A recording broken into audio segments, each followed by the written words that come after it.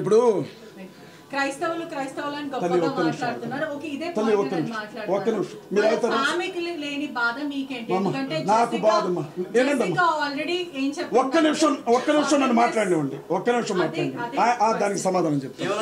ఎవరికి పట్టలేదు, నీకు ఒక్కడికే ఎందుకు పట్టింది అని అడిగారు ఆయన. నేను ఏమంటున్నానంటే, నేను వేరు సార్, నేను మీకు కష్టం వచ్చినా నేను అలాగే మాట్లాడతాను. నా మనసు ఊరుకోదు, నా పద్ధతి అది.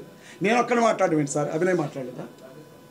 ఇంకా అభినయని అరెస్ట్ చేయాలి, కేసు పెట్టారులేండి, ఫ్రీగా వదిలిపెట్టలే. ఆయనకు కూడా కావాల్సిన ఇచ్చారు. ఆయనకి రాజానగరంలో వచ్చినాయి ఆ నోటీసులు. ఆయన్ని అరెస్ట్ చేస్తారు. వీకేఆర్ మీద కేసు పెట్టారు, హర్ష్ కుమార్ గారి మీద కేసు పెట్టారు, కేఏ పాల్ గారి మీద కేసు పెట్టారు. ఎందుకు పెట్టలేదు సార్? నేను ఒక్కడైనా కోన్కిస్కా గొట్టంగా నేనేమన్నా సార్ ఒక్కడనే అంటారు మీరు? ఎంతోమంది, కొన్ని లక్షల మంది క్రైస్తవులు కొట్లాడుతున్నారు ఇవాళకి కూడా. ఈ సిస్టర్ ఒక మాట అడిగారు, జెసికా ప్రవీణ్ గారికి లేని బాధ మీకెందుకు అని.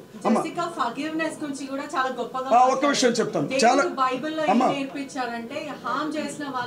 క్షమించమని అంటే ఒకటి చెప్తానండి, ఒకటి ఇప్పుడు మీరే చెప్పారు కదా, జెసికా గారు హామ్ చేసిన వాళ్ళని క్షమించాలంటే, హామ్ చేశారంటే చంపారని ఆవిడ కూడా ఒప్పుకున్నట్టే కదా. ఒకవేళ యాక్సిడెంట్ అని ఆవిడ నమ్మితే మరి బైక్ని క్షమించమంటుంది ఆవిడ? కాదు కదా. ఎవరో దీని వెనక కుట్రకారులు ఉన్నారు, హంతకులు ఉన్నారు, నిందితులు ఉన్నారు. కాబట్టి వాళ్ళని బైబిల్లో చెప్పిన విధానాన్ని బట్టి మనం క్షమిద్దామనే కదా మాట్లాడేది.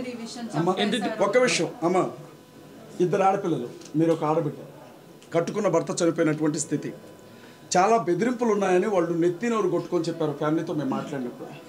ఆ బిడ్డని, తన పెద్ద బిడ్డను చంపుతానని బెదిరిస్తున్నారు అని ప్రవీణ్ అన్న అనేక సందర్భాల్లో మాట్లాడారు. తనకి ప్రాణాపాయం ఉందని చెప్పారు. ఆ బిడ్డను తీసుకొని ఏప్రిల్ నెల 17వ తారీఖున అమెరికా వెళ్ళిపోవాలి, వీసా కూడా రెడీ అయింది ఆ బిడ్డకి. అలాంటి స్థితిలో ఈయన చంపేశారు.